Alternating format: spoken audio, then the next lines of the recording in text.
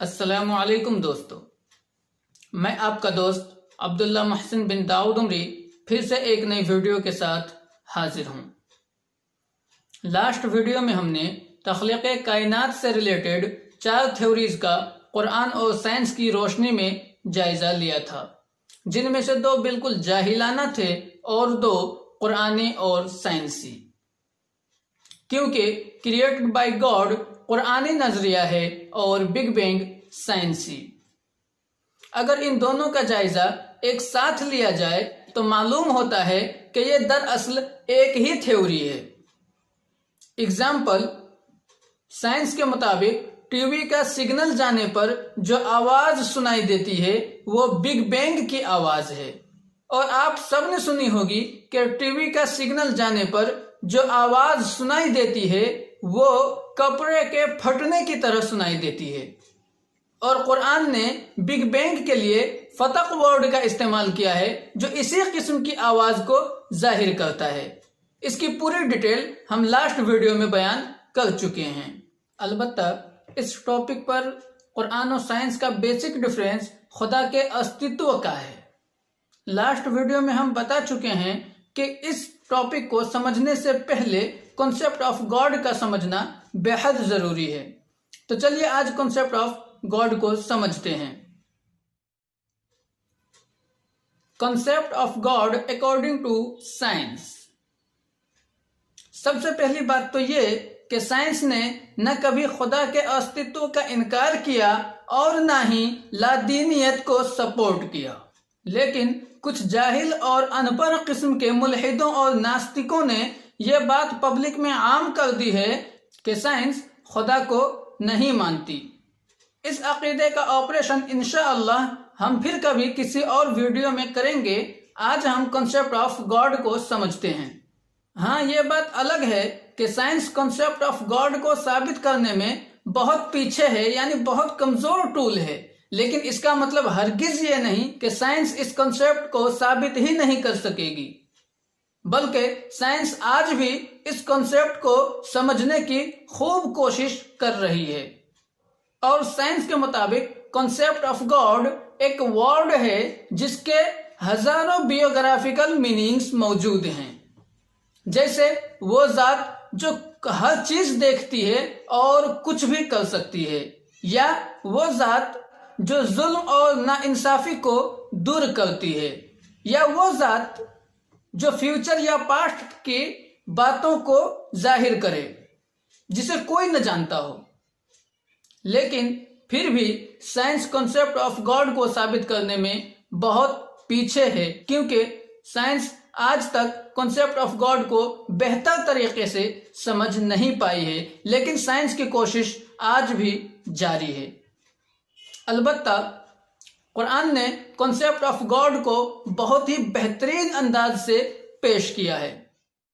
قرآن نے concept of God کا simple definition هو الاول والآخر والظاہر والباطن بتایا ہے کہ خدا فرسٹ بھی ہے، لاسٹ بھی ہے، ظاہر بھی ہے اور پوشیدہ بھی ہے، یعنی چھپا ہوا بھی ہے۔ اور اس ڈیفینیشن کی بہترین ایکسپلینیشن آیت الکرسی کرتی ہے، اللہ لا الہ الا ہو، کہ خدا اللہ وہ ہے جس کے علاوہ کوئی دوسرا خدا نہیں، یعنی کہ خدا صرف ایک ہے، اور وہ ایک خدا الحی القیوم زندہ ہے اور ہمیشہ زندہ رہنے والا ہے۔ لا تأخذہ سنۃ ولا نوم، نہ اسے اونگھ آتی ہے اور نہ ہی نیند۔ لہ ما فی السماوات وما فی الارض، ہر چیز اسی کی ہے جو آسمانوں میں ہے اور جو زمین میں ہے۔ من ذا الذی یشفع عندہ الا باذنہ، اور کون ہے وہ جو اس کے آگے اپنی مرضی سے کسی کی سفارش بھی کر سکے۔ یعلم ما بین ایدیہم وما خلفہم، اور وہ اپنے بندوں کے، یعنی خدا اپنے بندوں کے آگے اور پیچھے کی ساری چیزیں جانتا ہو، یعنی جو اس کا بندہ جانتا ہے وہ بھی اور جو اس کا بندہ نہ جانتا ہے وہ بھی۔ خدا کو معلوم ہونا چاہیے۔ وَلَا يُحِيطُونَ بِشَيْءٍ مِّنْ عِلْمِهِ إِلَّا بِمَا شَاءَ، اور وہ جو بھی کچھ جانتا ہو اس کی باتیں کوئی نہیں جان سکتا جب تک کہ وہ نہ سمجھا دے، جب تک کہ وہ نہ بتا دے۔ وَسِعَ كُرْسِيُّهُ السَّمَاوَاتِ وَالْأَرْضِ، اور اس کے سنہاسن نے آسمان و زمین کو گھیر رکھا ہو۔ وَلَا يَئُودُهُ حِفْظُهُمَا، اور آسمان و زمین کی حفاظت کرتے کرتے وہ گھبرا نہ جائے، وہ تھک نہ جائے، اسے مشکل نہ ہو۔ وَهُوَ الْعَلِيُّ الْعَظِيمُ، اور وہ بہت ہی وشال اور مہان ہو۔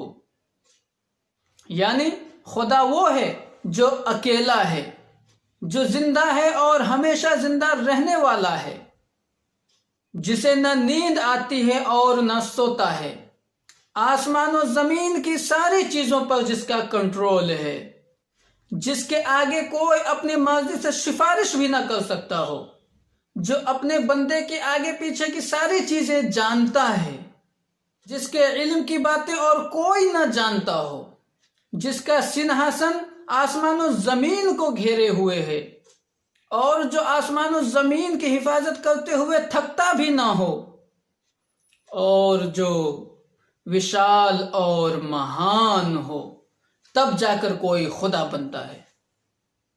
اور یہ صفتیں خدا کے علاوہ اور کسی کے اندر نہیں آ سکتی، یہ صرف ایک خدا کی شان ہے۔ اور یہی دراصل کنسیپٹ آف گاڈ ہے۔ سائنس کنسیپٹ آف گاڈ کو بنا ریلیجن کے سہارے کے کبھی نہیں سمجھ سکتی، اور اسی چیز کو سمجھتے ہوئے البرٹ آئنسٹائن نے کہا تھا، science without religion is lame and religion without science is blind, کہ بنا دھرم کے سائنس اپاہج ہے اور بنا سائنس کے دھرم اندھا ہے۔ معلوم یہ ہوا کہ اگر بہت سے فیلڈ میں سائنس دھرم سے آگے ہے تو دھرم بھی بہت سے فیلڈ میں سائنس سے بہت آگے ہے، اور انہی میں سے ایک کنسیپٹ آف گاڈ بھی ہے۔ اور جب قرآن اور سائنس دونوں ایک ساتھ ہو جائیں گے تبھی جا کر انسانیت کامیابی کو پہنچ پائے گی اور اشرف المخلوقات کا حقدار بنے گی، کیونکہ سائنس وہ پریکٹیکل ہے جس کا فارمولا صرف دھرم میں ہے، یعنی سائنس پریکٹیکل ہے اور دھرم فارمولا۔ آج کے لیے اتنا ہی۔ ویڈیو کیسی لگی اپنی رائے کامنٹ میں ضرور دیں، پھر ملیں گے ایک نئی ویڈیو میں، تب تک کے لیے فی امان اللہ، السلام علیکم ورحمۃ اللہ۔